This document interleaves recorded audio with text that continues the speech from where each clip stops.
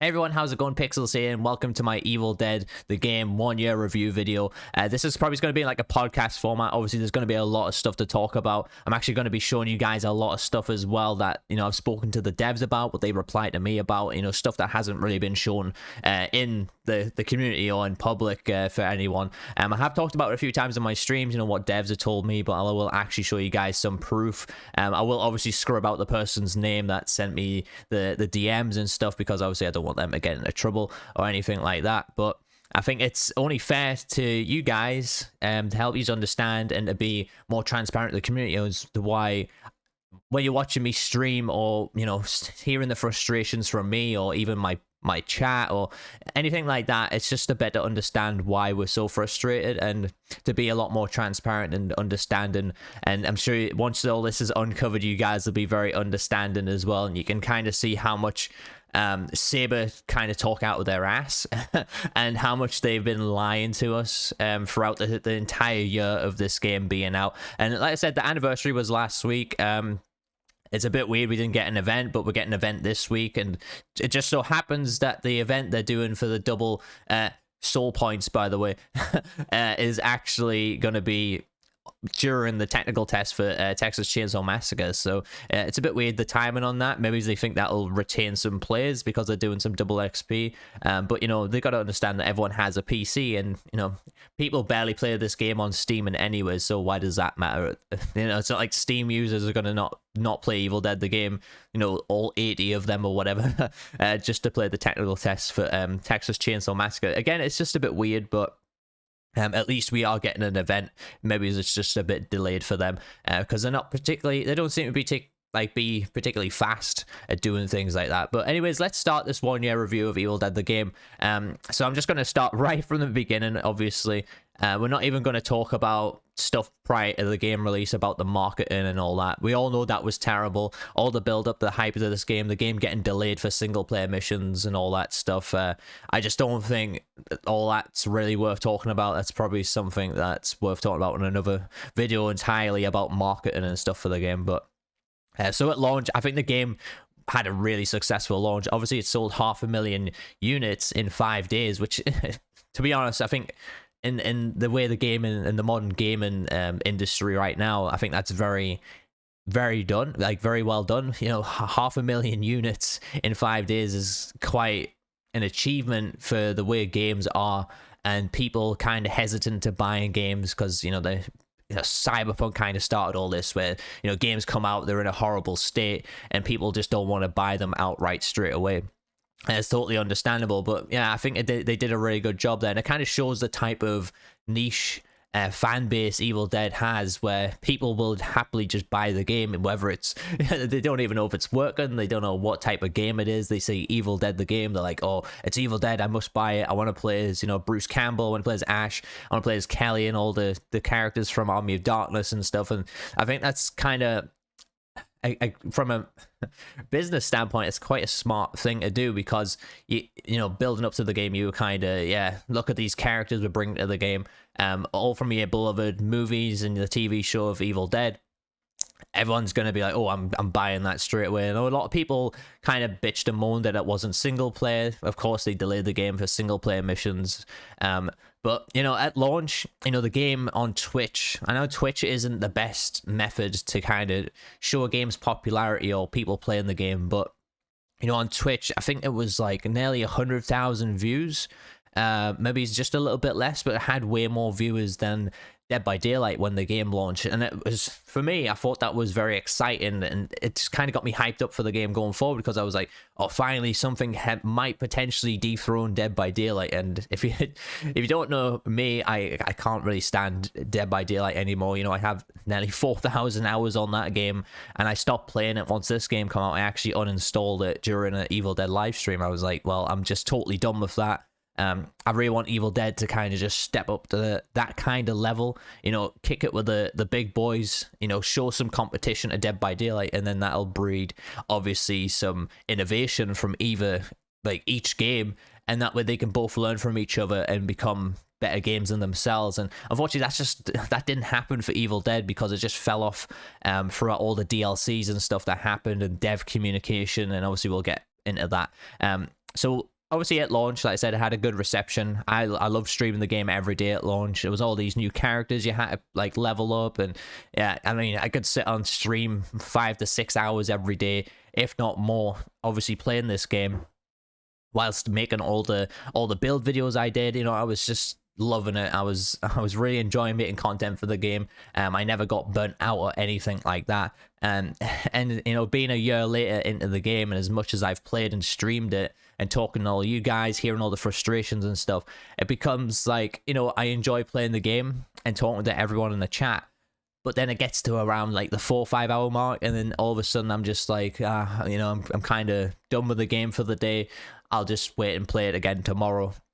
And it's unfortunate that I've became like that, because, you know, I'm a huge Evil Dead fan, and, you know, I was waiting so long for this game. It was one of my most like anticipated games for a couple of years when it got announced, and it's just such a shame why it fell off. And the stuff I'm going to get into this video, like I said, it's going to be a lot of digest for you guys, because I'm going to be showing you some hidden information basically, and, you know, we're going to be talking about the most recent developer interview and how much bullshit that was basically spewed at us, and I'll obviously have some proof to kind of back that up. But anyways, as I said, at launch, good reception for the game, and it's a shame that it kind of fell off from there. So at launch, obviously we bought the game, we got the season pass, and then we got the first DLC straight away of the season pass. And I thought that was kind of weird. I can't really recall many games where, you know, you buy a season pass and then, you know, all of a sudden you've got the first DLC on the launch day. I just thought that was quite bizarre.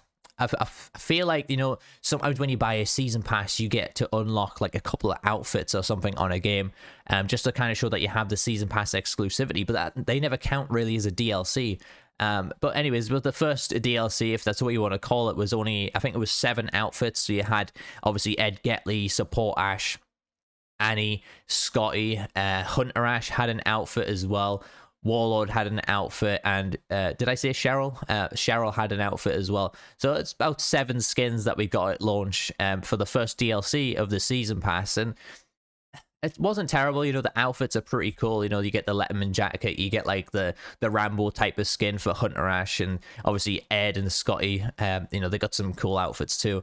But it's just weird for a first DLC. I feel like I was getting really hyped up because at launch these were leaked, or like people obviously had early access to the game and they were showing like pictures of these outfits. I was like, oh man, like no way, these all look like sort of original outfits. Does that mean we're going to get like a marketplace? You know, they're going to be pumping loads of outfits in this game, and that got me really excited because I thought, yeah, I know there's a lot of people on the internet that say like, oh, skins don't really make a game, but then, you know, you look at games like Fortnite, Dead by Daylight, any games like that that's a live service, they all have a marketplace, they all have skins getting thrown into there, and there's a reason why there's so many people still playing those games, is because, you know, there's constantly like fresh content being added, whether that's just a skin or not. Obviously you've got to kind of balance it out, where you will want to look at the core gameplay mechanics of a game and obviously monetizing the game, and that needs to work hand in hand together, so that way the game can obviously thrive and do a lot of stuff going forward from that. So for me, I was getting really hyped up, but they didn't have a marketplace, which is a huge disappointment. But again, for the first DLC, I think that was a very interesting one.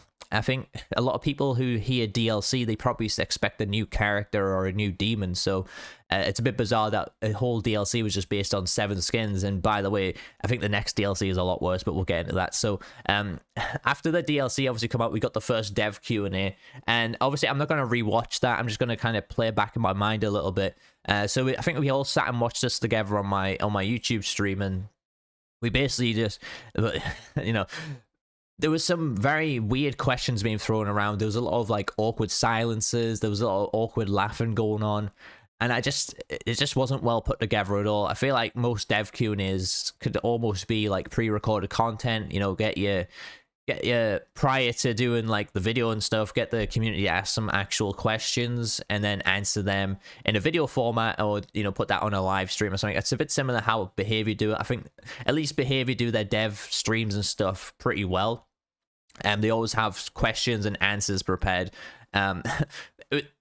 So this is where the lion starts beginning, really. In the first dev Q&A, it was weird. So someone asked about obviously a prestige system or something, or a progression system in the game. One of the devs from the Madrid team that was in that actually turned around and said, well, oh, there's already profile levels in the game. It's like, yeah, but people aren't gonna just want to grind for profile level. That's something that at the time you couldn't even showcase. So it was a bit of a weird response from that. And again, we just got a lot of awkward silence, a lot of awkward eyebrow movement. I think even Tim left like mid-dev Q&A stream or something because he didn't have time to be on it anymore. But he kind of just seemed uninterested when you actually listen to him and that. But they even started plucking questions out of thin air.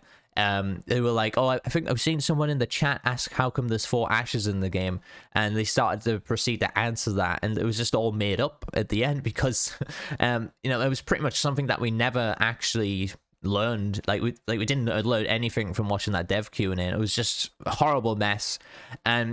And I think that was something that kind of put a lot of people off. So obviously at launch, like I said, we got a good reception for the game. We got obviously the DLC pack for the skins. And again, around the whole season pass stuff, there was a lot of people asking me, like, what do I actually get in the season pass? Like, what's included? And it was kind of like we were kind of tricked into buying it because, I mean, obviously I was a collector's edition holder, but I feel like a lot of people were tricked into buying the season pass. There wasn't any like kind of concrete detail, and I don't even think Saber knew what the fuck they were going to put into the season pass at this point. It was just kind of, it was just like, oh, we're going to be putting 4 DLCs in the game. That's pretty much all we got. Like, that was the only information we got. We never got told what that was going to be, and it was just kind of all over the place with that. And like I said, I had a lot of people asking me what was in the season pass, and I had to keep explaining to them. I was like, it's 4 DLCs, but I'm not entirely sure all the exact information what's going to be included in them. But yeah, from the first dev Q&A, so obviously with the season pass, and then we went into the dev Q&A on Twitch.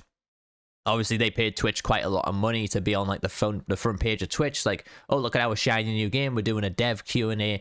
Come hang out and listen to us. It's a right marketing strategy. The execution was fucking terrible, though. Come on, like nobody enjoyed that dev Q&A. I don't think anyone's enjoyed any dev stream that they've done so far. And we'll talk into one where I was nearly involved in, and obviously we'll talk about the community manager about that as well, because I think that guy is just a fucking idiot. But yeah, it's the first dev Q&A. I think that was enough to turn a lot of people away from the game. I think from there, the game, you just started to see like a steady decline in the player base and the viewership numbers and stuff of people actually interested in this game. And I don't want to blame the dev Q&A just for that, but you know, what other excuses do we really have? Obviously there was bugs in the game and stuff, but that again just goes in hand in hand with the lack of communication that we got from that dev Q&A and dev updates going forward for the game. So obviously after the first dev Q&A, we got the first dev update for the game. I'm actually going to pull it up right now and have a read through it real quick. So this was 1 year ago. This is from the community manager.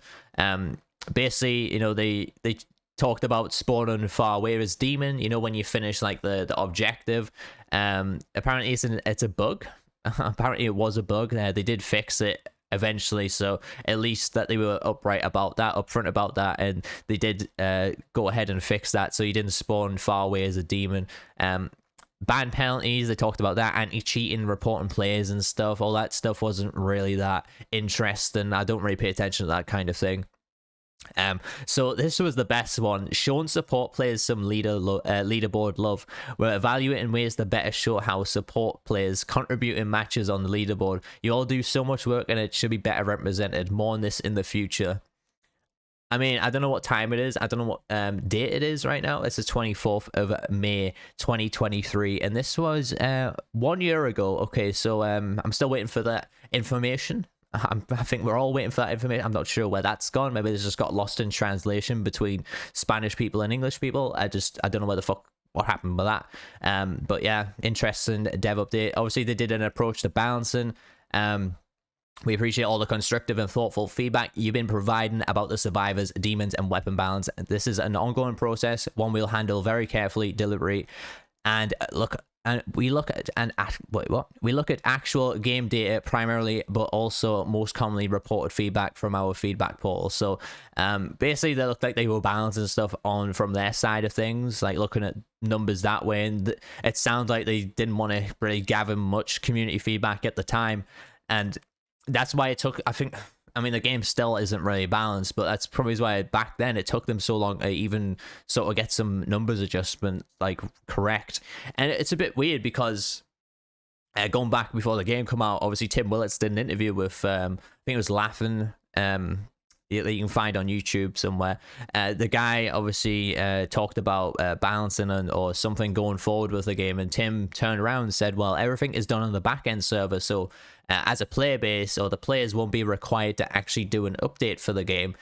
We can obviously tweak and balance the game on the fly because all the health and damage numbers are done on the back-end server. So I don't think that's ever happened once. I mean, maybe they've done it like maybe it's one time throughout this entire year they've done that, but if you're trying to balance a game, you know, going back to, I think this was probably the most controversial one, which was the blue hunting rifle, in the first few months of the game being out, actually had like 255 balance bar damage.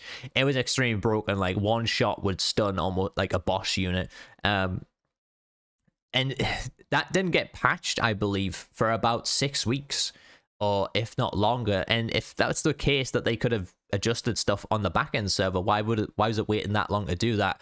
I just thought it was quite bizarre, and this kind of just goes all together in this whole web of lies that Saber have kind of just put into the game. Yes, you can all argue with me and say, yeah, game development's not easy and stuff, but why tell us one thing and not do it and like kind of do something completely different? It's a bit bizarre to me.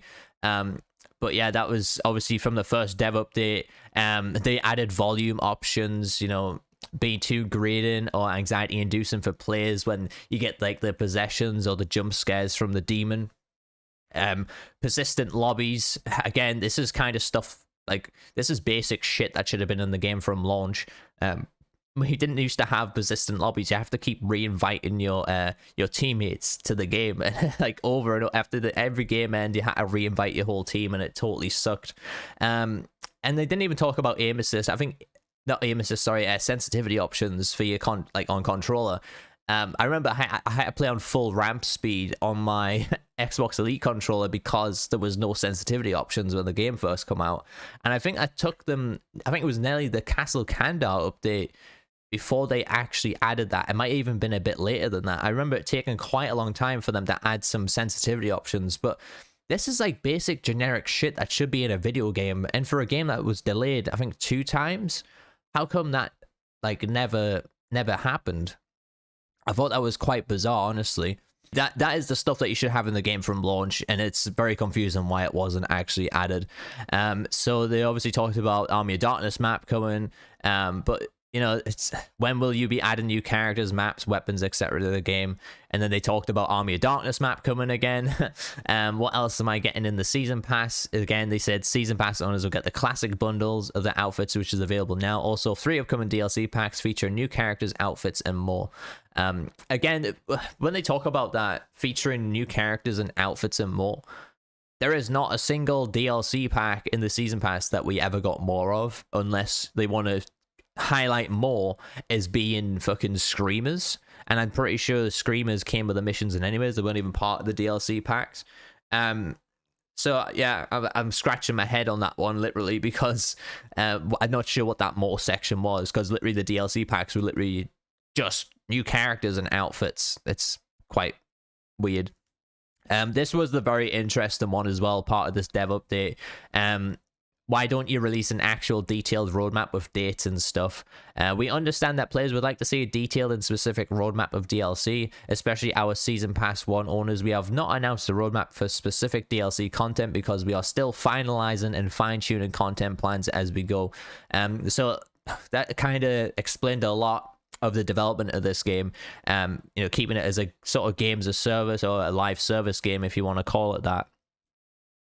Why it was such a horrible mess through the season pass and the DLCs, because they clearly didn't have a content strategy, or they were waiting to hear back from IP holders about things, whether they could add this to the game. You know, they've made stuff, and the IP holders turned around and said, no, you can't add that, you can only add this, and then they kind of went from there. But you know what, if you're going to be doing that, why offer a season pass to your player base? Because I think season pass owners always expect consistency throughout each DLC, and that's something we didn't get. And sadly, that's always been the problem with this game, is the lack of consistency in the updates. Sorry. We, of course, I don't want to share details about things that are very much subject to change, both in regards to content and dates. However, we are working on 3 upcoming DLC packs planned for release through the rest of this year that will include additional fan favorite characters, other content from the Evil Dead universe. There will also be new weapons, of course, the Castle Kandar map. See, so they're talking about new weapons in Castle Kandar map. That wasn't even part of like the season pass, and anyway, that's all free. But yeah, it's quite weird that they even bothered to mention that type of thing. So yeah, that's just to kind of clarify why we actually never got a roadmap for this game. And you know, I don't think as a player base we wanted a detailed roadmap. Honestly, I think we just kind of wanted like a rough estimate, you know, what's being worked on for the game, you know, some transparency there, what's actually being worked on. So someone on the dev update as well, there was a question, is the Evil Dead the game coming out on Switch? The person said, the community manager said, this is currently in the works and we'll share information about release timing soon. Soon being a year later, we're still waiting. I'm not sure what they comprehend as soon, but I guess we're all still waiting, and we're all going to be grey head by the time we fucking hear something, obviously. Push to talk option, yeah, I'm not really interested about that. So that was the first dev update. Obviously, I think it was sort of interesting, you know. I think the more positive things that they did in that update was the persistent lobbies and what they talked about on that. Again, it was a bit weird that some stuff was just, again, it just felt like we were being lied to in some things, and some stuff we still haven't even heard about. Obviously the Switch version, I'm still waiting for my support player update for the leaderboards.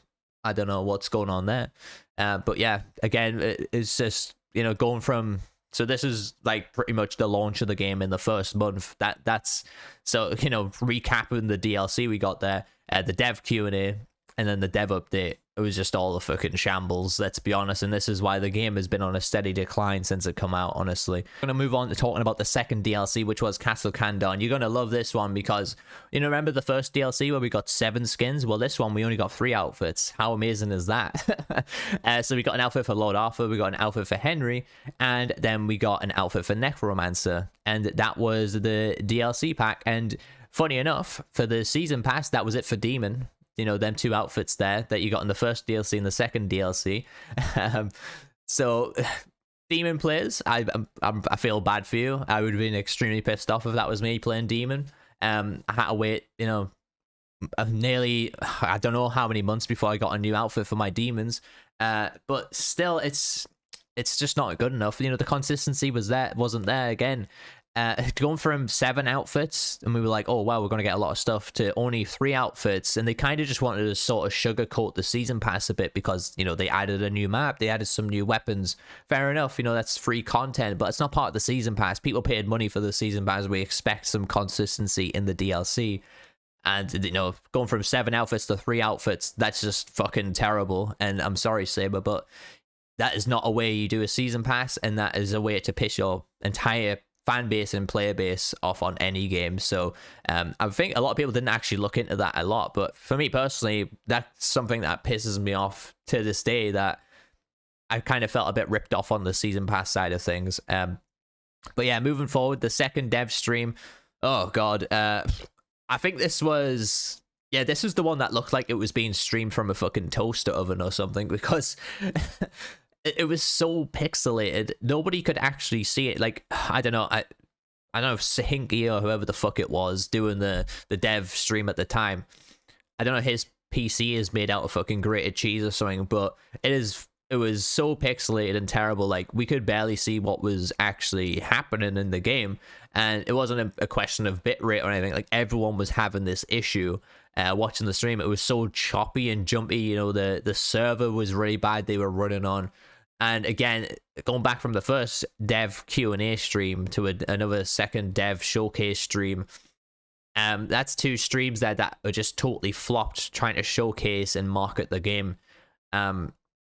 Again, we had the same issues, you know, people trying to get into the game. We were waiting forever for that to actually show some content. They were too busy talking about shit that was totally, you know, not really relevant to showcasing new content. You know, they're all doing some weird, awkward eyebrow movements and, you know, all laughing at each other's shit jokes. it was an awful dev stream experience from me. Watching almost every single dev stream that Behavior did, it felt like it was like night and day to the professionalism there. And again, this is why I'm starting to blame the likes of some people like Sahinki and the community manager in this game and stuff, why the game sort of just kept going on a downward spiral, and they were definitely fucking a part of that. And I'm pretty sure almost everyone in the community hates these two people as well. So it's quite, I mean, we don't want to, we want to just see people obviously do well at their job and showcase their experience and their professionalism, and they never did that, unfortunately.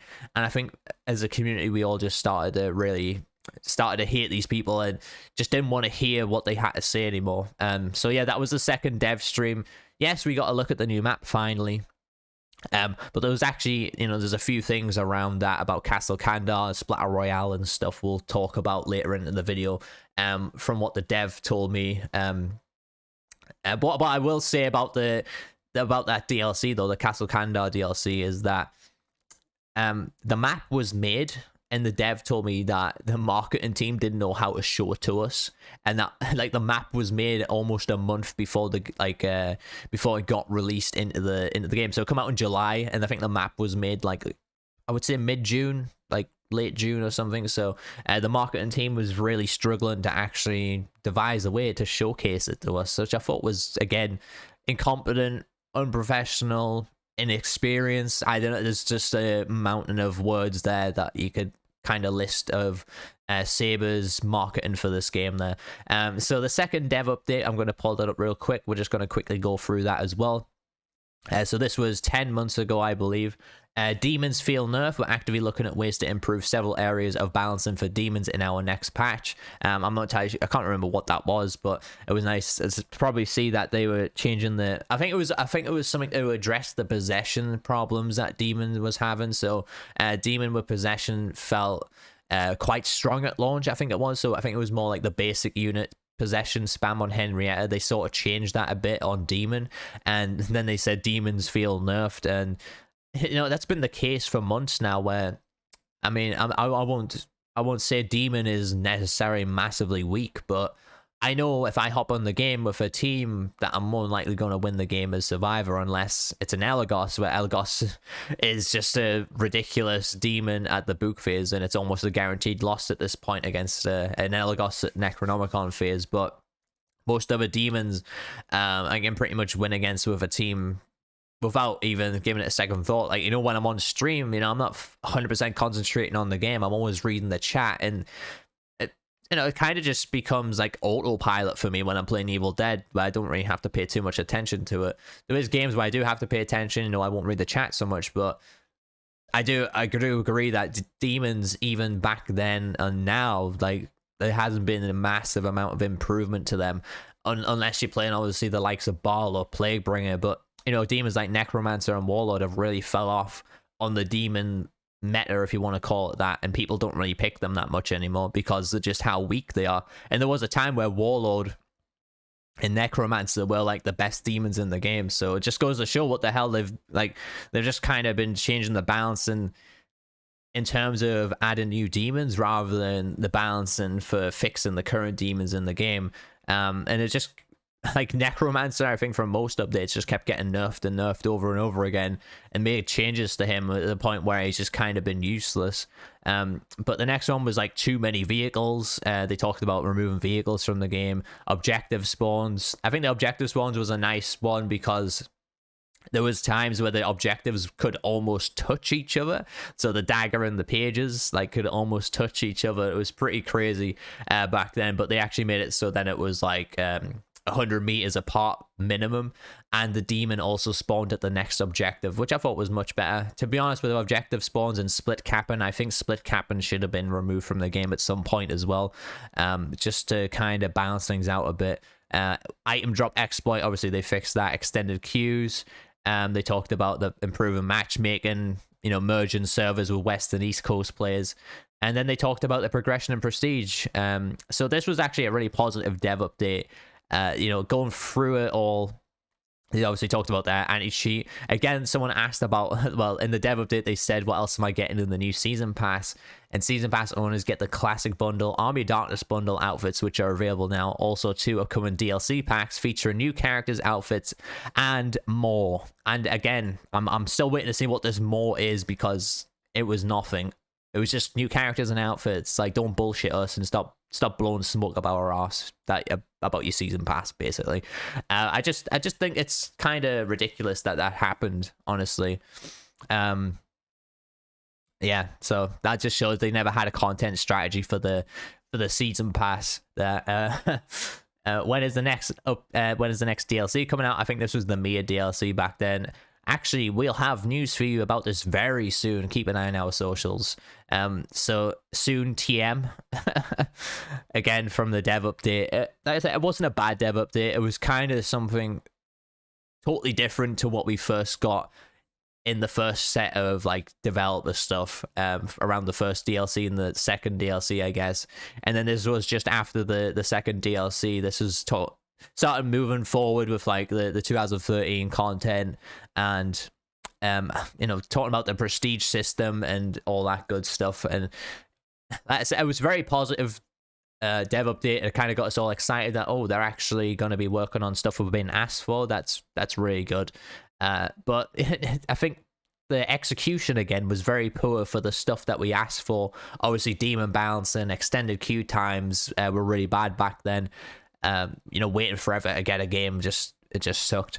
Obviously the Season Pass stuff again was all a bit confusing, but yeah, so that was the second dev update. Okay, so after all that, after the second dev update, we then got the third DLC, which was Mia's DLC, and the 2013 remake that we got in the game. So around this one, we got Mia, obviously, we got David, we got a new outfit for Mia as well. So we got 2 new characters, we got a new skin, and again, that was it for the pack part of the Season Pass. That was it for the DLC. Obviously, we got Plaguebringer as a free demon, but again, I'm not including that in the Season Pass because it wasn't paid content. All we got was Mia and David and a new skin. So no consistency there again. Honestly, it's so bizarre, because obviously 7 skins in the first DLC. Second one was only 3 skins, and then this one is 2 characters and a skin, and then nothing for Demon on the Season Pass. So I suppose Demon players didn't pay for anything in that Season Pass there, unless of course they play Survivor, which fair enough that you do. But if you're primarily a Demon player, the Season Pass was definitely not worth buying there, unfortunately. So with that update, I don't think it was too bad. I think Mia was obviously a good character to add to the game. David as well. David can be fun to play.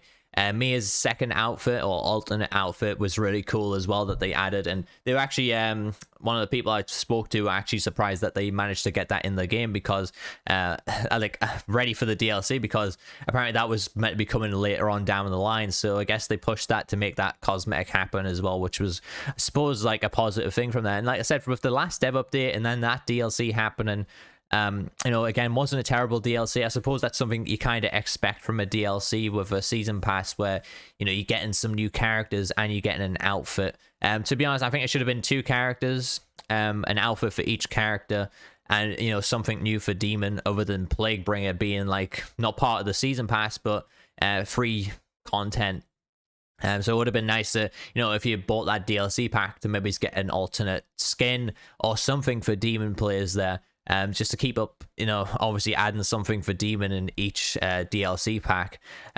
So then we got the third and final dev stream. I don't know where to begin with this one, because this is one what I was supposed to be in, and I was supposed to be obviously testing all the new stuff out, and I was going to be talking to all the guys in the stream and stuff. I was very excited. My entire, viewership on YouTube were excited as well. Everyone was very excited for me. And I will say just now, even though I was really excited after watching the dev stream, I was very, very glad that I was not involved in that shit show because of how bad it was. But if you guys aren't aware of the situation, what happened back then, because I actually kind of removed that video, because I don't know. I didn't want people to sort of see me in a negative light, but at this point, I really don't care because I think we're all in the same boat right now. We're all kind of pissed off at Saber about things. So at this point, you know, anyone that hears this, they're not going to be thinking, you know, I'm salty about it or anything. Like I said, I was kind of glad I wasn't even involved after watching it. But so now I'm just going to bring to light what happened with the community manager.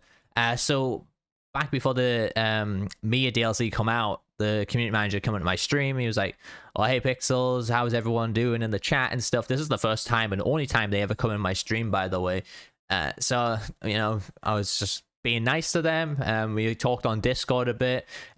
He asked me when, "Hey, I wanted to see if you'd join us for our next stream to play the new DLC. It would be on either September 7th or 8th. Working on the details. Also, this stuff isn't public, so no sharing your video on your video/stream yet."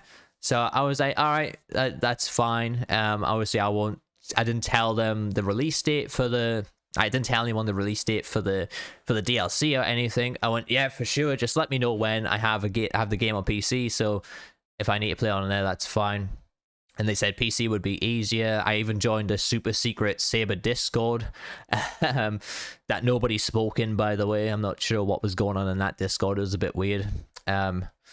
But anyways, so this was on the 18th of August, yes. That's when we first talked. I said, just keep me updated, you know, going forward, what, you know, if we can chat in the Discord about things. You know, if I have to get a certain version of the game installed on my PC, just let me know. And, you know, I was working well with them. I was being understanding. I was like, yeah, let's do that. And then he asked me, you know, this is on the 31st of August, what's your email and in-game Evil Dead name? I give my email, my in-game Evil Dead name at the time, which was Groovy Pixels. I even like sent him a screenshot of what my name was in game and stuff. So again, then this is a day later on the 1st of September. So Hinky will be adding you in game. Keep an eye out for it. So yeah, I kept opening the game up every day on PC, waiting for a friend request or something, which I thought was quite bizarre, because if I'm going to have to download a special version of the game, why am I going to have to accept an invite on the real version of the game? Which I just didn't understand that at all, because it sort of always works differently because it's on different servers and stuff. That's why when you've seen them on the dev streams, they never really had anything unlocked that much, because they always they're all like level 1, because they were all kind of playing on a different server of the game. So then, you know, 2 days later, I get a message. Can you double check your in-game name? We can't find your PC one. As it's definitely Groovy Pixels. I played a quick online game to see if everything was fine, and it was registered. And you know, I sent him that, and I never heard back for 3 days about that. So you know, talking to him over the course of like 2 weeks to get into the dev stream here, you know, there was nothing on his end really that he was like trying to actually get me on it, and it started to piss me off from that point. So this was on the 6th of September at this point, when he actually finally responded to me saying, yeah, we can't find you in game. So this was I think this was the day before the dev stream was meant to happen, which was on the Wednesday, I think, and then or on the Tuesday, and then the dev stream happened on the Wednesday or something. But he went, yeah, we can't find it in game. It's weird. I'm worried about timing here, because I got to get you set up with a special build for the stream, and it's getting late. I need to push off your attendance to another time until I can get this sorted with support. I was looking forward to having you on this one too. To me, it just screamed a total bullshit excuse, honestly. The fact that I kind of went through, you know, I would say about a week and a half, nearly 2 weeks, trying to work with them and getting onto the dev stream. And, you know, I got like the bare minimum professionalism and basically attention to them actually, you know, trying to work with me to get onto the dev stream. It just really pissed me off. I went, is there no way I can add any of you to solve it? Like, I was trying to work with them to do it. And then again, he kind of just came up with another weird bullshit excuse saying there's something weird happening on the back end that we need to spend more time with. I'll hit you up once it's resolved. And that was the last I ever heard of him. He never fucking told me he got resolved. It just, like I said, it just sounded like I was getting pushed out of the dev stream for absolutely no fucking reason. You know, I never leaked when the update was coming out, because I think at that point everyone knew the release date for that, and everyone was just assuming that there was a dev stream the night before, which again happened. So I did nothing wrong from my point of view, and I was always very positive about Saber up until that point. You know, I never shit on them or anything, but again, like, for that to happen to me, that's when I got really fucking pissed off for this company and the way I got treated as a content creator. I know they don't owe me anything. You know, it's not like it's not like I don't stream this game every day or whatever, but I don't take it personally. Like, well, I kind of took that one personally, not gonna lie, but you know, from a streamer standpoint, a content creator standpoint, we spend a lot of time doing stuff for games. This, I'm not saying I've done a lot for this game, but I've done some stuff for this game. I'd like to think I haven't, anyways. I like to think, you know, I've brought a lot of people to this game that, you know, try and enjoy it on a daily basis. You know, I get people coming to my streams, it's like, oh, I'm watching you playing Evil Dead. That kind of makes me want to play Evil Dead. You know, there's people from back when I streamed Dead by Daylight, I used to talk about this game coming out, and a lot of people kind of pre-ordered it because they heard that the game was coming out. They didn't even know about it until I talked about it, you know, that type of thing. I'm not saying I got like thousands of people in, but, you know, I did get quite a decent amount of people to get into the game as well. And, you know, all the build videos I've done and stuff, it's hours and hours of my time. Obviously, it's all for me at the end of the day, but it would have been nice to just work hand in hand with the development studio, going forward with the game, giving them fresh ideas, you know, giving them stuff that they should be putting into the game, like marketplaces, giving them all that type of stuff that they needed to go forward. And I worked very hard on doing DLC concepts, battle pass concepts and stuff. And like I said, they don't owe me anything at the end of the day, but, you know, for them to come to me, tell me that they want me in the stream, and then give me some bullshit excuse as to why I'm not in the stream, it started to really, like, piss me off, and Saber started pissing me off from that point forward. And the funny thing is, like, a couple of weeks ago, almost about a month ago, they also randomly unfollowed me on Twitter. I'm like, I didn't even do anything. You know, I don't... Of course, we all rant and rave about Saber in our streams, but if you're gonna be like a man-child development company, or if it's just this fucking guy in general, as a community manager, if he's running the Twitter as well, like, I don't know, the dude needs to go warm up his fucking baby bottle or something, because it just seemed like I was just getting randomly targeted to be neglected by the development company for absolutely no reason. Like, all my opinions and frustrations always come from a place of passion, and it's never from a place of hatred, especially for this game. You know, I'm very passionate about seeing the game being successful. I'm sure you guys are as well. And, you know, for that type of shit to happen to someone who's very passionate about the game and to be treated like that, I mean, I think anyone in my shoes would be extremely fucking pissed off about it as well.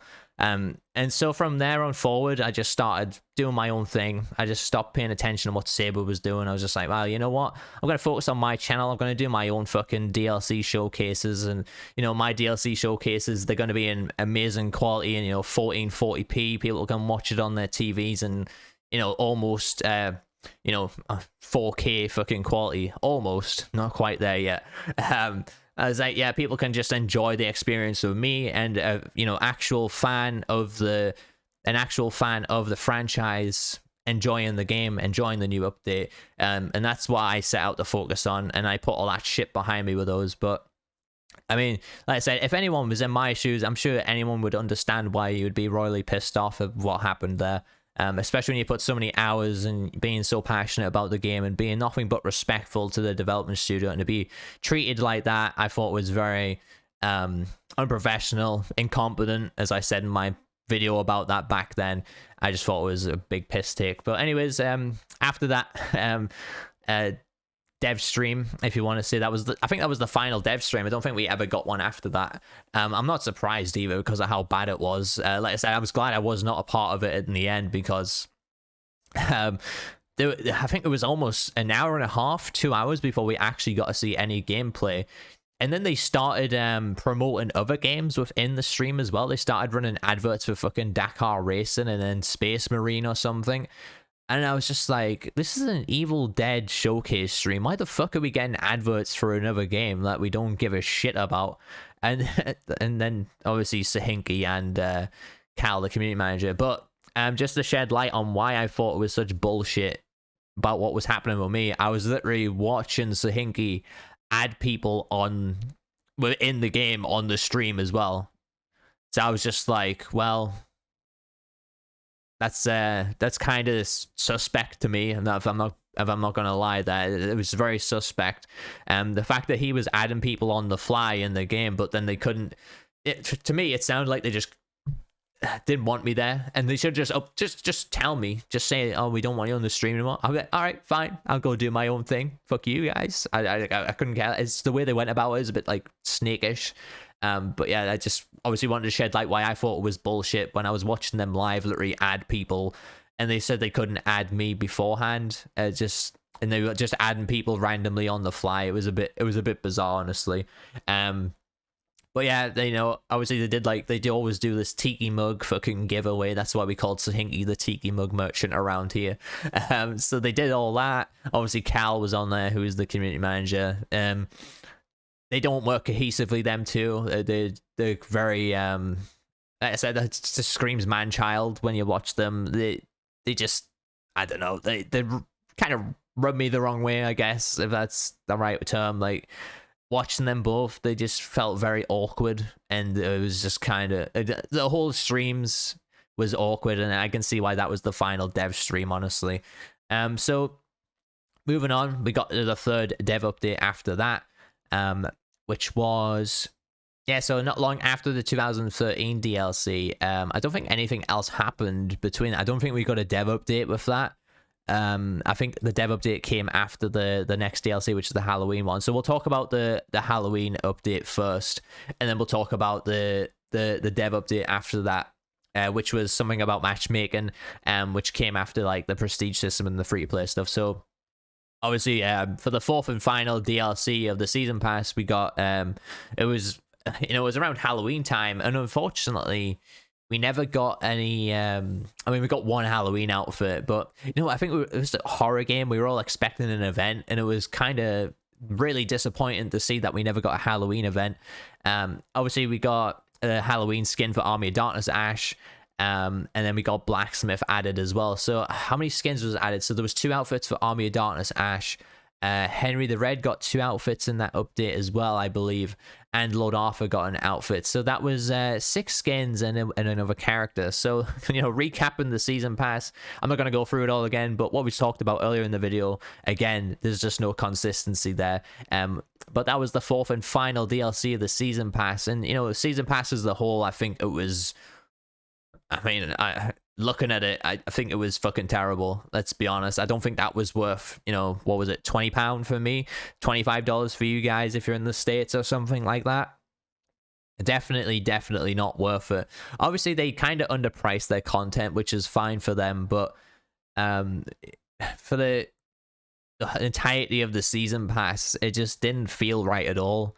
And it just felt so fucking random. And the reason why it felt so random is, like, we go back to the first dev update that we got for the game, where they said that they didn't want to give us a roadmap because they were too busy fine-tuning and finalizing content as things went on. Look at the game at launch. Okay, we're going to talk about the leaks here. So the leaks at launch, obviously we've got Baal, we got Amanda's outfit. There was a Henry the Red outfit. There was a bunch of stuff leaked at launch, and that was in the game files already. And we were kind of confused, and it felt like they had almost everything almost made or sort of in a concept stage at that point, where they just kind of just put it in randomly to whatever they wanted to do. Or maybe stuff changed later down the line. Maybe at Halloween we were supposed to get Evil Dead Rise content, that they could have possibly made Evil Dead Rise content. They could have had a load of stuff made for this game that we never got. And it's quite weird just how bad the season pass was ran. And honestly, I think that's what happened right there. I think the IP holders maybe got involved a little bit, and they had to change a few release dates and stuff for DLCs, and that's why stuff, I think, felt so fucking random with it. So yeah, first season pass wasn't great. I think it was the only season pass as well. They stated it as a season pass 1, but I'm glad they went away from the season pass method because of how much of a horrible fucking mess that was. And then obviously we got the we got the third dev update after that. So the fourth DLC wasn't the terrible one. Like I said, I like the new outfits. I mean, I'm not going to class the new missions or anything like that. I'm not really going to talk about those in the 1 year review. Yeah, the missions they added were okay. They were sort of good. I'm not really bothered about the missions in this game at all. Back in the day, they were a lot of fun because you actually unlock characters and stuff, but they actually made the missions a lot worse now, where you don't really unlock anything. The last mission was fine. I suppose you play as Kelly and unlock a new outfit for her there, but they should have kept that up. Again, lack of consistency from the devs' point of view there, where they just didn't keep up doing the same thing for each mission where you could get a really cool unlockable. So this is where we kind of go into the after the DLC, where obviously Blacksmith was added. He was a sort of fun character. The outfits were fine. It was an alright DLC. Afterwards, this is where things got interesting and very confusing. So they added the Prestige update, which was very exciting at the time. They were like, "Oh wow, they're releasing the Prestige update already. That's pretty crazy. How much time they must have put in making the Prestige system, and how fast they managed to put it into the game. It has to be possibly the worst fucking Prestige system I've seen in any game."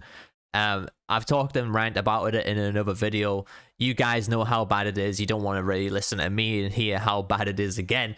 The grind is terrible. The rewards are terrible. It's just a horrible mess. And sadly, I don't think it's ever going to get reworked or taken out of the game. To be honest, I'd fucking love if it was removed from the game and it got reworked on their side of things. I would love, take my Prestige 5 Leader Ash and Warrior Ash away from me. I couldn't give a shit. As long as I get some spirit points and compensation for that, that's fine. Just take them away from me. Take it all away, because I think from a balancing standpoint, the Prestige system really, really fucked things up really bad. That's why a Prestige system should never, ever, ever come into contact of buffing up characters, because it's really going to hinder new players coming into your game that don't have the same time as people who would dedicate a lot of time to the game, and they're always going to have a handicap and an advantage over that player, and it's very difficult for new people to get into the game, and that's why they fucked up the matchmaking as well. So obviously they did the Prestige system. The game went free to play for a few days on Epic Game Store, so you could keep the game for free completely. And this wasn't even, that's like 7 months, 6 months after the game actually was released. Not even that. No, it's about, I think it was about 6 months after the game got released. It's already going free to play as an option on Epic Game Store for 5 days. So they kind of rushed in the Prestige system. The rewards were terrible. The spirit, they even changed the spirit point gains a little bit to try and improve the Prestige, but they just didn't. But it was rushed in because the game was going free to play at that point. They wanted to get the Prestige system in place for all the new players to come in and be like, "Oh, look, a Prestige system." And they even started showcasing profile levels. Not entirely sure why the fuck they started doing that, because people started dodging left, right, and center. Every lobby was just plagued with people dodging, and it took forever to find a game. So yeah, I just felt bad for all the new players coming to the game, and then oh, okay, there's a Prestige system. Let's have a look. 32,000 seconds on an objective to prestige a character to get a screamer. No thanks. It's just going to turn people off, and it was just not done right. And it's, if you added the right prestige system where you get cool rewards for doing it, you get cool cosmetics, I think people would have been a lot more intrigued and a lot more enticed to keep playing the game. But sadly, I think a lot of people just left because they just seen how big the grind was, and that was just going hand in hand with a lot of other issues at the time for the game as well, with balancing and stuff, to the point where it was just a horrible time to really stream and play the game, because even the matchmaking started to get really bad, because that's when they started adding the MMR. I think the MMR come out almost a week after the game finished free to play. So it was like prestige system, free to play, and then they adjusted, they added an MMR system, and that's when the queue times really, really started to get pretty bad for the game. It was almost like 10 minutes, 15 minutes waiting to get into a game as Survivor. And people say, "Oh, well, Demon queue times were instant." That was never the case for me either. Yeah, they were faster than Survivor queue times, but they definitely weren't as fast as people made them out to be. I was always almost waiting 7 minutes like minimum for a demon game as well. So I don't know what they did with that matchmaking, but it really got fucked up. And you know, again, it's spent a lot of time doing that, and they've removed it from the game now. So yeah, that was basically that. And then this was the dev update after, you know, the prestige system and stuff come out. They talked about the matchmaking. Like I said, they added the MMR system. They had an approach to balancing, talking about all the balance and stuff, anti-cheat, and then that was it. That was a basic dev update, you know, talking them through all that stuff. It's always the same shit, you know. We're looking, we're carefully handling things deliberately. You know, we'll be primarily looking game data. We also monitor the feedback from our feedback portal. Honestly, you know, some stuff I've heard, there was not a great effort going into actually hearing some feedback from the player base as well. And it kind of goes to show with the updates and stuff that we have, you know, it took them a long time to kind of nerf cars or make cars kind of almost irrelevant in the gameplay these days. It took them a long time to do that, but there's still a lot of stuff yet to be adjusted or fixed in the game, especially bug wise. You know, there's still stamina bugs exist, etc. But again, it's just, you know, they're kind of talking the same shit here in a dev update, and they kind of just never give us anything positive on that one either. So after that one, we also got, I think they went really quiet. We never really got an update or anything. And then we got one, I mean, 2 months ago, I think it was. Yeah, 2 months ago. So, well, first we'll talk about the next DLC, because that was all of last year's content. So the last thing we got last year was obviously the prestige system and the game going free to play and stuff. And then, you know, over December, you know, they could have done a holiday event or anything, or a winter event. We got nothing, unfortunately. And so I think from this was early November until February, we had nothing. We had no communication from the devs. It was a very, very bleak time to play Evil Dead the game, especially from a content creator standpoint. There was just not a lot of cover. Even I wasn't getting much information, and I think this is the time. So the dev that I did speak to said that, you know, I heard from him not too long ago. He's not working on the game anymore. Like, the Saber Madrid team isn't working on the game anymore, and they haven't for a while now. And I think the prestige stuff and when the game went free to play and stuff, I think that was the last time they actually worked on the game, because, like I said, over those like 3 months of just total silence, I wouldn't be surprised if that's when the game shifted over to like Saber US, and that's why everything just went so quiet and stuff. So the next DLC obviously was Ruby. Ruby was a really, really broken character when she come out. She's a really fun character. I love this DLC. I think we got a few skins around that DLC as well. We got Jacksonville Ash. We got a couple of Pablo outfits. Again, it wasn't a bad DLC. I really liked that DLC, actually, for the content standpoint of things. The cool thing about that DLC was that they also give us like a free outfit as well. But yeah, I mean, the price wasn't bad either. You know, you got a new character, you got loads of skins. You know, Kelly got a skin as well. You know, it was some nice outfits and a nice addition to the game, and I thought it was a sort of decent DLC. Unfortunately, what come with that DLC was the fucking infamous Splatter Royale mode, and Jesus Christ, man. I mean, I could rant about that game mode so much. But at the end of the video, like I said, well, towards the end, I'm going to be talking about Splatter Royale and the latest dev interview, so it will come into that place. But I will just say Splatter Royale, even when it launched, was fucking terrible, and it was literally the worst decision they could have possibly made to add to this game. So, you know, but for the DLC standpoint, for what you paid for and stuff, I thought it was a nice DLC there. But then after that, we got the final dev update that we haven't heard from the devs since then, apart from in the interviews, of course, with the anniversary. So they said they were Ruby's active skill update. You know, they were fixing too many vehicles. Remember, we talked about this in a previous dev update. There was too many vehicles apparently. Annie Nobi got buffed. Deadites jumping in and out of windows, no damage after being revived. So it was a very short dev update. Honestly, I thought it was very like I put onto the onto that Reddit post. I went, not to be negative, but this is the first dev update we've had in about 6 months, and it's very lackluster in terms of what the community is expecting in the upcoming update and Steam release. Props for actually communicating though. So that's what I said. You know, obviously the game was going to be coming to Steam with a Game of the Year update. So this was obviously like almost a month or so after Ruby had already been out. And that was like kind of the only communication we had, for, like I said, for almost 6 months. And that's why I thought this is possibly the time when the game shifted, different Saber studios, because of the silence there. So it's quite unfortunate to see what happened with the game there. And we were just expecting so much more for a dev update. Maybe he's like, oh, look forward to a lot of new content this year and stuff. But no, just nothing happened. It just said we have more planned updates coming on April 26th. Keep an eye on our socials with shared details closer to the release. And that was obviously with the Ball DLC and stuff, which was the previous DLC that we got. So we're coming up to the Game of the Year edition.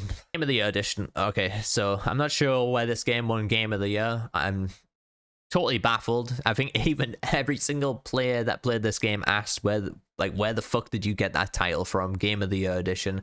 It just seems like a ploy, obviously, or a bit of a marketing strategy. But me personally, it's Evil Dead. Call it the Groovy edition or something. Come on, man.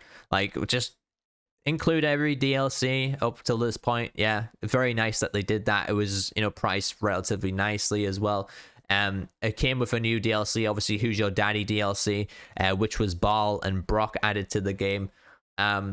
Some outfits were really cool. The Asylum Ash outfit is a bit of a controversial one, because how the fuck has that outfit ended up in Dead by Daylight before it ended up in this game?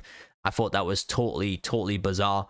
Again, this is something totally like questionable, and stuff we don't get answered is like, what's going on here? Why is, I wouldn't say a competitor game at this point, because obviously DVD is fucking up here and Evil Dead's down here somewhere. Why is a game that's not even centered around Evil Dead kind of getting better Evil Dead stuff than the own Evil Dead game, where Ashley Slashy actually talks in that? And I said there's this whole missed opportunity here with Ashley Slashy being a charm for every character, being able to talk. Linda's head's already been designed in the game. There's this free money to be made there, basically, for the entire fucking company and franchise, because there's stuff already made that they could potentially use being like as charms or something for the characters. And so it's very confusing there, honestly. But yeah, the DLC as a whole, I thought it was a decent one. Ball was a really nice new demon to be added, and honestly, demon players, I don't understand how he managed to cope with the game for so long. Like, Plaguebringer being basically the last content for demon we're going back nearly, I don't know how many months that was, like maybe 7 months until we actually got another demon or something, like for you guys to test out and play. It's like some changes to demon. It's pretty crazy, honestly, how people manage to just stick with that with only the 4 demons and absolutely no content being adjusted there. And even with the balance changes, they weren't really that effective to kind of refresh the gameplay for demon either. So going that far and with total silence from the devs is just totally crazy, and I can't comprehend that at all, how people have managed to actually stay and play it and not get bored. But yeah, so that was the Game of the Year edition. Obviously the game come out on Steam as well. The Steam player base has been terrible. It's barely gone over 200 players. It's usually around like 179 players, which is really bad considering the game's on Steam. Look at games like World War Z and Killing Floor 2. They're doing thousands every day, concurrent players, thousands, like 1,500 to like 3,000 players every day. It's pretty crazy. And why is that not happened for this game? And I honestly think it's just the marketing, and I think a lot of people would have preferred the game on Steam, but they don't want to swap and lose all their progress from Epic Game Store. And if you're going to put a game on Steam that's been on Epic Game Store, you've got to have a cross progression in place. Otherwise, people aren't just going to buy it. Like, even though there's going to be a lot of new players, I suppose, that don't have Epic Game Store, I suppose that didn't really happen because, we only got, I would love to see the numbers of how many sales that happened for that game on Steam, but I guarantee no more than like 500 people bought it at that point, because I don't think it reached 1,000 players at peak, which is very, very concerning, especially for like a game that's only just been out for a year. And you know, then we're going to talk about the latest dev interview, and you know, I'm not going to watch it on here or anything. I'm just going to pull out some bits that kind of stayed in my head a little bit, and then I will showcase as to why I think they were fucking lying to us quite a lot. Okay, so for the last part of this video, it's going to be a very, very juicy one. So we're going to talk about, obviously, the latest dev interview, and I'm going to be pulling in a few things from a developer that spoke to me, you know, months and months when the game come out. Obviously, just to kind of contradict some of the stuff that Tim Willits has said as well, because obviously Tim Willits has never even worked on this game. You know, you go on the Wikipedia page, he hasn't really been a part of it. He's kind of just like a head at Saber. You know, I suppose he worked on the game in some aspect to kind of make it work, but you know, in terms of content and stuff, I'm pretty sure this guy probably doesn't even know himself what is, you know, possibly going to be coming to the game in the future. He's just kind of there to sort of be a face for us to listen to from Saber. So anyways, we're just going to go through this dev interview, and like I said, I'm going to pull out some things that I think are a load of bullshit, and I'll back that up with evidence why I think it's bullshit as well. So the first thing that he said, you know, it's not everything that's in this interview, it's just some things that stood out for me I've written down. So they said they planned their content for the year. You know, obviously the interviewer asked about, you know, if you do the content on the fly, or, you know, is this something that you do as you go along? They actually said that they planned the content for a year. I just want to go back to the first dev update where they said they couldn't give us a roadmap. So if you've had, you know, you had your content planned for the year, how come we didn't get a roadmap there, or something along the line, like a very basic roadmap that the community was asking for? And as they say later on in the video, they, like, you know, they wanted to listen to the community, and they believed that they worked well and were very transparent to the community. And again, that was just another lie later on in the video, but that kind of falls back to this planned our content for the year. We all asked for a roadmap, we never got one. It was very unfortunate. I just want to point out that he also calls Maya, which is quite odd. Even the guy doing the interview also didn't even seem to really be familiar with Maya. And obviously Tim Willits himself, I don't know, he seemed a bit off of that. And the guy doing the interview also kept calling Bal. Like, who the fuck is Bal? I've never heard of this guy before. So it's a bit of a weird interview, honestly. It's another kind of concerning matter. Like, obviously, I don't think they'd want to touch me doing an interview. Or, you know, maybe it's even some other content creators. They probably don't want to go near doing interviews about the game, because maybe we just will ask the wrong questions, or we'll ask too many in detail questions that they're too afraid to answer. But yeah, it's just weird that they kind of drew this random person in to do an interview for them. I thought that was quite bizarre, honestly. But at least we got some communication back, even though I think most of it was pretty much a load of bullshit. Throughout the interview also, they kept saying like they kept patting themselves on the back, saying like how proud of themselves they were that they got all the licenses together, but then continued to say like how easy it was to work with the IP holders. So okay, so you kind of saying, oh, it's very difficult that we got all this together because, you know, the IP holders are very easy to work with, but, you know, it's also very difficult that we got it all together. It's kind of contradicting itself there as well in this statement. From like we'll talk about what the dev said to me. So I guess I'm just going to start from the top, from what the dev told me, and you guys can kind of say, I'm obviously not going to spit, like, I'm not going to give this guy's name out to anyone, or I'm just going to kind of show you the messages, and we'll just go from there as well with it, and we'll talk about things. So he obviously said there was 3 IP holders behind the game: MGM, Renaissance, Lionsgate, Studio Canal, or whatever. So there's a few there. He also said that he fully developed the game, and it's quite difficult to deal with the IP holders, unfortunately. So, you know, with them saying in the interview it's very easy to deal with the IP holders, but the actual person developing the game said that it's difficult to work with the IP holders. You know, there's a lot of lies going on around here. So on top of that, you know, he says that Tim Willits is just a public figure. You know, he's not actually working on making the game. People making the game, obviously, is the developers, you know, people using the programs and build everything. So there is a lack of experience from Saber Interactive and Diversion 3. That's why there is some strange marketing mistakes and content decisions. Saber is a very good company, don't make me wrong, but they didn't even know what we will bring Evil Dead the game as it is.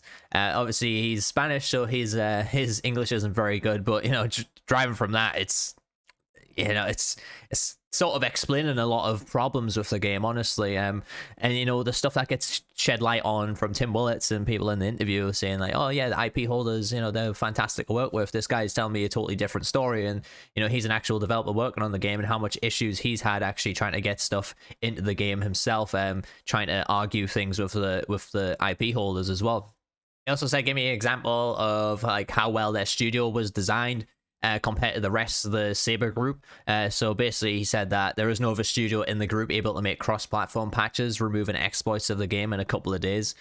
So that was back with the animation canceling stuff. They actually did remove that relatively fast. The thing is, we want to make more, listen to people, but listen to people like me, but IP holders also lack of experience, don't always make the right decision in terms of content, DLC, etc. For those people, DVD quality is okay. For us, it's not okay. So they said they wanted to obviously make the game very high quality at Saber Madrid, but also the IP holders seemed like they didn't really know what they were doing. That's probably going back to why like old movie games almost sucked, or they were kind of like rudimentary, because IP holders always had a big control over what happens, and they were kind of just like, oh well, just do that, just kind of make a low quality, we just want to make a quick buck and get out of here. So that's kind of what he's going over with that message there. Also said for him making a quick patch like they did, so when they fixed the animation canceling, he said that it's a big battle against Divergent 3 and the IP holders. They have the rights of Evil Dead, but they're quite slow, and I not agree with the decisions of content they make. And he says the marketing is very poor as well. Like I said, this is a person that worked on the game, so I would rather take it from someone who actually works on the game than someone who it doesn't really know what's going on, and he's just there to be a face to the community, of course. Also said we have zero freedom because nobody sell his IP. Evil Dead has 3 IPs. It is very complicated, and they don't want to be mixed together. For example, it was a big battle for me to convince them that you can have 4 Ashes at the same time, or character from Army Darkness can have ranged weapons. We want to put more skins in at the same time, but they just stop it. So the IP holders, sounds to me like, so the developers actually wanted to put more skins into the game, which is quite interesting, but the IP holders have turned around and stopped that from happening as well. Again, this is also a big problem. So I mean, I always want to kind of blame Saber, but it's practicing throughout the entire company at this point, where there's just no communication again. And I shouldn't really have to be communicating with a developer who I don't talk to anymore, by the way, because he's actually not allowed to talk to me, and it was nothing to do with me. It was something to do with people like hacking and having like a scrubber on their account and being able to see who they're messaging. But it had nothing to do with me. I didn't leak anything at all. But yeah, that's why I haven't been in contact with the guy for a while. But this was back, obviously, when like Castle Candle was coming out. He was telling me like, he wants to put more skins in the game. He wants to add a lot of stuff, but at the same time, they weren't allowed because the IP holders blocked it, or they took a long time to respond to it, which is pretty crazy. And for them to come out in the interview recently and to say like IP holders are really easy to work with, I just it's constantly just blowing smoke up our asses, and it's unfortunate because I think we want transparency here, and obviously they're not going to come out in the public and say, belittle their IP holders or anything, and potentially go on a bad side with them on a contract or something. But they could just say like, due to scheduling and stuff, it can be quite difficult to get a response from the IP holders sometimes. But that's why content is so slow. Just be upfront with the community rather than blowing smoke up our fucking asses and saying like, hey, look, the IP holders are really easy to work with. This is why we've barely put any fucking content into the game. They can be quite proud. I wouldn't be personally proud for the content that we've had over this last year, if I'm being honest. A total of a total of 4 new survivors, is it? Yeah, so a total of 4 new survivors. We got Mia, we got David, we got Blacksmith, and we got Brock. We got Ruby as well. So we got a total of 5 new survivors, and then obviously we got 2 new demons, which was Baal and Plaguebringer. And on top of that, obviously we got a bunch of outfits as well. And then they did the prestige system. So, looking back over the year, I would not have been proud of that, if I'm being honest, because of, we see modders and stuff throughout the community. I talk about this on my stream all the time. Modders in the communities on, every single game, they're always making like character skins and stuff relatively fast. These are professionals, and I think we would have liked to see like a marketplace and a lot of skins added to the game as well. But, I don't think for the content standpoint, they could be very proud of what they added, because a lot of stuff they added we also didn't ask for. But at the same time, they also claimed that we did ask for, so that apparently we asked for Blacksmith to be added to the game, so they added Blacksmith. That's also a load of bullshit, and he's obviously just said that they've had their content planned for the whole year. So again, it's like, who do you believe at this point? For me, I believe a developer that actually worked on the game. I don't want to believe this guy on Tim Willits, because those two guys, obviously they work on the game a little bit, but it's not like they know the day-to-day stuff that goes on with the game either. It's just like they kept saying, they kind of dodging questions a little bit, saying, oh yeah, that's on the table, we're going to go forward, listening to the community and stuff. So if that's true, that would be a really good thing, that they're actually going to listen to us. And, you know, if we're all asking for new maps, we're asking for new cosmetics, we're asking for a horde mode, a marketplace, that could be really fantastic for the game going forward. But how quick are they going to turn this around? Because, you know, we don't want to go months and months of, you know, not hearing anything again, and the game's just going to die out, unfortunately. But yeah, going back to the interview, obviously we'll go back to a few more things that the dev told me in like over messages, but constantly like I said, they were constantly proud of themselves that they got all the licenses together. And so just recapping that, obviously talking about the IP holders there being really easy to deal with, and the amount of stuff that the other dev that told me they had nothing but issues with was pretty crazy stuff. Okay, so another thing in the interview that stood out to me was that they basically, I don't know if it's just the way he worded it, but it sounded like they don't even work with the IP holders much as the game's been going on through its life cycle. So it sounded like the full year, obviously Tim pretty much backed this up as well by saying that he had the content planned for the year. And it sounded like to me all the content we got was like an initial agreement of what content that was going to be added to the game. So obviously Maya, you know, all the Blacksmith, Army of Darkness stuff, all that stuff was already planned with the IP holders and agreed with. So it doesn't sound to me like they turned around and like, oh, the community's asking for Blacksmith or Ruby, and then they took that to the IP holders, and IP holders said yes, and then come back and then started designing the characters. It doesn't sound like that happened. It sounded to me like, you know, they had an initial agreement, they made the content, they sent it to the IP holders to approve the content that was made, and then it got pushed out to us. That sounds like the method that happened there. So, you know, for him to kind of say that, you know, they'll be open to discussion things with the IP holders and working with the IP holders going forward with new content, like, so that they haven't even been in discussions yet about new content with the IP holders or anything, which is again is very concerning, because, you know, if a developer's telling me, you know, it's taken them a long time to get a response from like the likes of Lionsgate or MGM, you know, if they're taking a long time, how long is it going to take before we get the next DLC? And it's going to be very concerning there. So again, it's just more questions, and it honestly does just feel like we're being lied to here. So again, further into the interview, they start talking about the team that made this game, which was the Madrid team. So if you're unfamiliar, Saber is owned by the Embracer Group, and Embracer Group, I think, owns about 126 game studios. Saber itself has about 20 subsidiaries. So, you know, it has, you know, Saber Group's quite a big development company. You know, I think they have about 7 Saber studios, and they've bought out, or they own quite a lot of different other game studios, like Tripwire Interactive, for example, which, going back, make Killing Floor 2, which is actually still quite a successful game compared to Evil Dead the game right now, which I think personally would do a better job on this game. But going back to him saying like the Madrid team is the core team working on this game still, they aren't actually working on the game anymore. So what I will do is obviously show you guys some messages again. I'm not showing anyone's names because I don't want anyone to get into trouble or anything like that. So the developer, he couldn't reach out to me, but he did reach out to one of my viewers, and he did actually say that he doesn't know about Evil Dead now anymore. I know they just announced the DLC and they will keep working on the title. There's a big team working on Evil Dead now, apparently.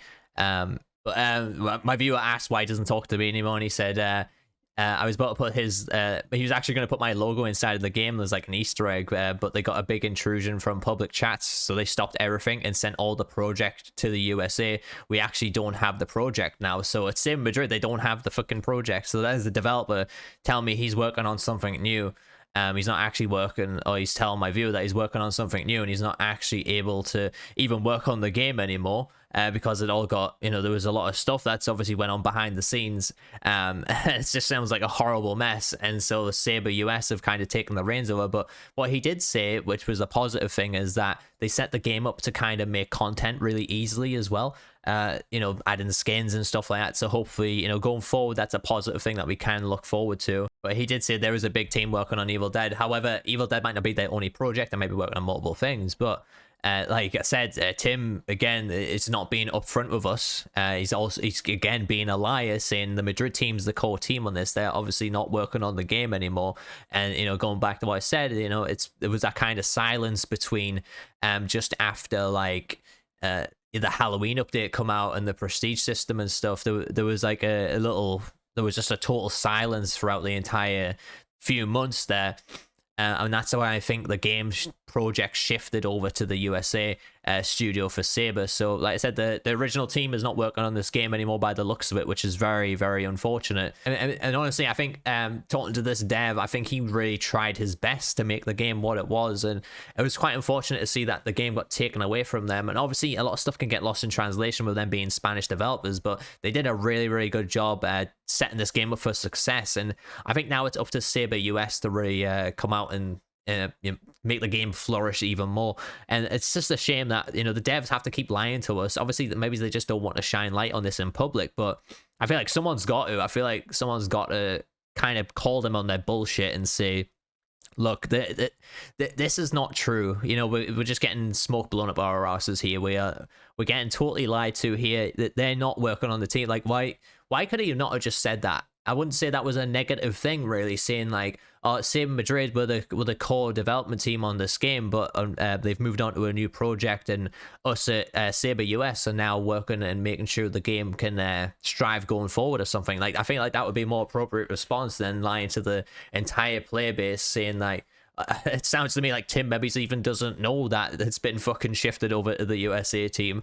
But yeah, it's all loads of lies and bullshit, and it's pretty crazy the discrepancies going on about this game behind the scenes there. Yeah, Tim Bullets then comes out and says, it's very hard to balance a game with millions of people playing with it and messing around with it and, changing things and numbers and stuff and making the balancing really difficult. I'm sorry, but there's never been millions of players playing this game. I know you can exaggerate sometimes and just, say stuff on the fly like that, and maybe it's just been sort of he didn't mean to say that type of thing, but you could say thousands of players, that would be more understandable. But I don't, it's kind of, it's like they're being very delusional and they're in their own world thinking like, oh, this game is a very huge success. There's loads of people playing it worldwide. Steam's got millions of players. Everyone's going to be playing our game on Steam. So obviously we're going to have 1 million people playing it, and then it's going to mess up with the balancing. It's going to be very difficult for the team to balance it. And it's weird that they're coming out with stuff like that. And I just think it's very bizarre. The other guy comes out and says the community is well behaved because of how well they work and listen with the community. Again, Saber has never really worked well or listened to the community that well at all. They haven't been influential in the community. They haven't really, kept consistent levels of communication or open line of communication to us, which is, again, is very unfortunate. But again, it seems they're being very delusional again. They keep telling us that, oh, this is in a good spot. This is really good. We're doing this really good. But the player base is seeing, and the community is seeing totally different fucking things to what they are seeing. So again, it's just kind of creating more disruptive behavior. And I think as a community, yes, we are kind of toxic in some aspects. Some people do get at each other's throats about balance and talk. It happens in every ASIM game. I think instead of getting at each other's throats, if we all kind of banded together a bit and work towards actually coming together, all asking for the same stuff, rather than bitching about, oh, look, this guy's too OP, that's OP. If we all kind of came together and actually had a go at Saber about their bullshit, maybe something would get done about this game and get it going in the right direction going forward, and actually get consistent balance changes, get consistent, marketplace items and stuff like that. It would be a really, really nice place to get into. So now we're going to talk about a very big one here. And it's a big matter. So the interviewer basically asked, was Splatter Royale a plan before development, or was it something done like that was involved into its own idea going forward? And so Tim replied saying it was involved into its own idea moving forward after launch. That is another lie, by the way. So Splatter Royale, for you who don't know, and I'm let me shedding light on this as well, it was in development before the game even come out, and I'll explain why. So The developer said they want to make more game modes, and because I asked him about adding like a tower defense mode or like a horde mode or something would be very cool. He said we want to make game modes and have many purposes, but IPs must decide if we make it or not. We can't do more. MGM are very slow at actually making decisions. And here is the big one. It costs 6 months to validate the battle royale. So the fact it took 6 months for them to validate that means like that was clearly in development before the game come out, because this is on the 16th of June, this message, by the way.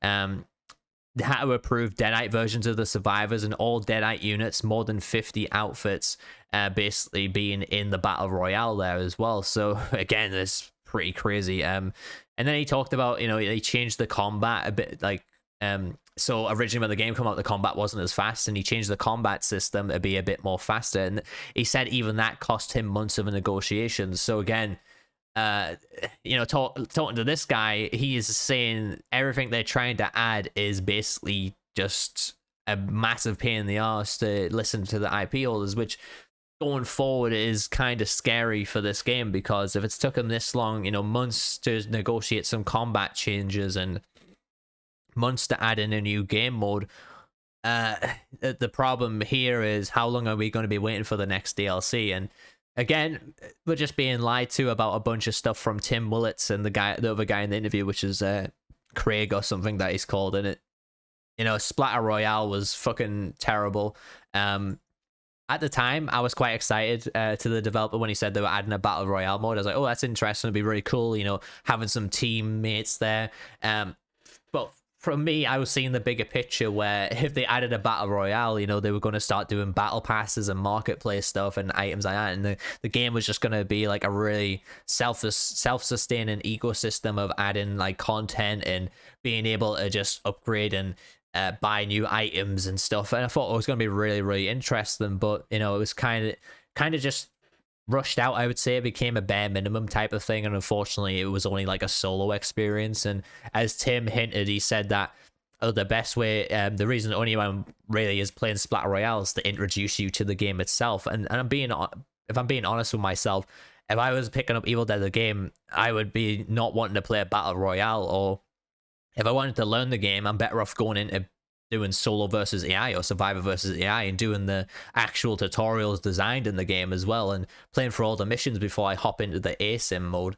But yeah, again, it was quite again, they want to kind of build themselves up and hype themselves up, saying like, oh, look at this amazing job we did, you know, we got all these IP holders together, we got a battle royale in our fucking horror game. But the people who are actually playing this game are not proud of any of that, honestly. Yeah, I might be quite intrigued at how they managed to get obviously the four ashes together from you know, and bringing all the movies together and stuff. But at the end of the day, like, why go into game development or developing a game when you know how difficult IP holders are going to be, and then start blowing smoke up your community's arse saying that, you know, it's fucking amazing how easy it is to work with these IP holders and we get all this stuff out. And then even in the interview, they're kind of contradicting themselves, because then it says, oh yeah, we know we've got to deal with 3 IP holders, so it can be quite difficult to work with them, but then they're really easy to work with as well. It's, you know, it's just a total mindfuck, and I want to blow my brains out every time. Like, I've watched this interview 3 times over, and every time I watch it, I just seem to find something else that I can just pull out of there. And I don't want to be negative about it, but like, what was the positives out of that interview? I suppose that he said that, you know, they're going to be listening to the community going forward and seeing what we can do with the game going forward from there. But it's kind of worrying saying that, because I'm not really going to bring in another person or talk about that too much, because I don't want to get in trouble with them, because they've done really good stuff, especially around the game. And the way they said it was like, you know, a lot of stuff has been scrapped. That's like the basis. Most basic thing I can give you guys is that there was content strategies in place, there was marketing plans in place. They had a whole marketing plan for like this year and stuff. And you know, there was meant to be like a 2-year marketing strategy. Like the problem is what happened there, and then he's turned around and said basically everything's been scrapped and they don't know what's happening with the game going forward anymore.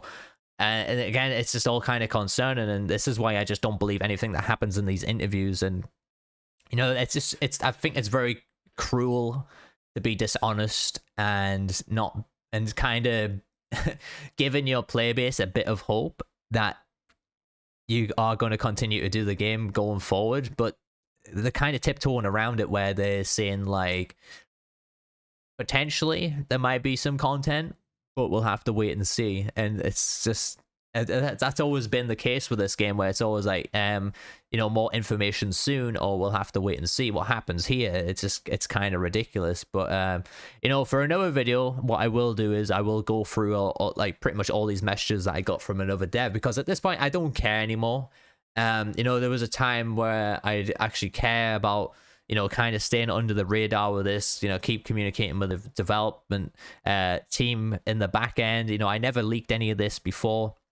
Obviously, I give a few people a few hints on stream, like, oh yeah, there's a new game mode potentially coming, and I used to tease people about that. Like, I knew about the battle royale for fucking months, and it used to be really fun teasing people with that, but I never fully leaked something. I never said that this was going to happen, Yeah, so I asked the developer if they were going to be able to put in a new map eventually or something. I said, it's on the Unreal Engine. I was like, do you have any plans to do any more maps at all? He said, from now, they will wait the reception and success of the game before making an entire new map. We have space in the cabin to add new zones like the bridge from Evil Dead 1 and a smart store, but they need more sales for sure. DBD only have one money investor. Evil Dead have 7, and 7 of those need income and say yes for new content. The good news is our team, we already didn't have experience to make things quick. 2013 Evil Dead stuff for Blood Rain is on the way for now. So that was back in the 20th of June as well. Just to give you guys like a time frame there. So basically, like I said, that's when I asked him about a new map, and it wasn't I don't think Castle Kandar was out at that point, but I was just asking if he had any more plans after, because they had finished Castle Kandar. I was like, oh, do you have any more plans to keep adding new maps to the game? And obviously he was saying like you have to wait for the reception success of the game. Again, the game hasn't had a huge reception or been that successful since that Castle Kandar launch. So again, it kind of almost solidifies it that we won't be seeing a new map anytime soon for this game. I'm very unfortunate though. Yeah, like I said, in another video, guys, I will probably go through a lot more messages from this dude and basically shine a lot of light on things and be a bit more transparent for you guys as well, because I think everyone deserves it. I think everyone in the Evil Dead community deserves to know what's happening behind the scenes, and unfortunately if we're not getting that from the actual developers or Saber, I suppose you can get it from me. And I didn't sign an NDA or anything. I don't have to be quiet about this. I just got to the point where I just got so frustrated with this game and trying to make content for it, where I believe it was time to just show all the shit going on behind the scenes basically with this game. But yeah, I'm gonna leave it there, guys, because it's a super long 1 year review video. So just to recap it all, obviously I've been covering this game since the beta. I mean, I've been doing videos since the game got announced, obviously doing news videos and stuff, and it's been a real roller coaster ride, I suppose, with this game for this last year. And honestly, I've enjoyed covering this game. There hasn't been without its frustrations, obviously, with the lack of content and trying to keep things fresh as a content creator for this game going forward. It's been very difficult, and honestly, personally, I'm very worried for the future of this game. And also excited at the same time, because maybe we have a little bit of hope there that they could turn things around. But it is Saber we're talking about. And just looking at common practices throughout their entire industry, or throughout their entire development studio, they're very bad at marketing and communicating things, and keeping things on a consistent schedule. And unfortunately, it feels like their inexperience is going to kill this game at some point in the near future. And it's such a shame, because like I said, I'm a huge Evil Dead fan, and I would hate to see this game die or go anywhere. And when I took my week off and I seen this and heard this interview about, and they added in the Nobi tapes, they canceled the last 2 missions, it just kind of felt like they were just done with the game. Like they just wiped their hands of it and they were finished. But again, I mean, there's a silver lining to everything. Like maybe they didn't put the missions in so they could actually work on new things, more important things for the game, should I say. And I hope that is the case, and I really hope this game doesn't go anywhere. And honestly, I'd love to continue doing content for this game for the next 2 or 3 years, if that was even possible. As long as they kept updating the game and I had fresh content to make for it, I'd be very happy with that. But so yeah, for the previous, I think last 12 months for the game, I just don't think it's been good enough. As my 1 year review, it has been fun covering the game. We've had some decent updates. I think in terms of a community and a player base, we deserve so much better. And I don't think Saber's been good enough for that. And hopefully, we can all sort of band together and start really venting our frustrations a lot more and actually get something done about this game and potentially get it to a point where we can almost get, you know, bi-weekly content drops of like skins or something like that, or balance changes, you know, more frequent content and balance changes, drops like that would be really fantastic. And like I said, they always wanted to try and make things look a lot harder and difficult, but you know, if they're experienced with Unreal Engine and they have a lot of time to work on things right now, there's no reason why they can't get a consistent schedule going for this game going forward. All right, guys, I'm going to end it there for my 1 year review of Evil Dead the game. Hopefully you enjoyed the video. Leave me a comment, let me know what you guys thought of the entire 1 year of this game being out. Like I said, I think it's been mid, personally. Like, it hasn't been terrible, but it's been all right. I think going forward, we need less lies, we need more transparency and making the game better that way. But yeah, leave me a comment. Thank you guys so much for all the support over this last year as well. Since the game has been out, it's been absolutely amazing doing content for Evil Dead the game, and obviously seeing you guys enjoying my content, it's really meant a lot to me as well, to keep doing this and going forward. And like I said, I was very worried about the game not succeeding going forward and what I was going to do on my channel, but it's nice to see you guys being so supportive of that as well, and that you guys also understand my frustrations about it too. But anyways, like I said, I'm going to leave it there. Hopefully you enjoyed the video. If you're new to the channel, hit that sub button for more Evil Dead content. And I've been Pixels, and my awesome viewers. I'll catch you guys in the next one.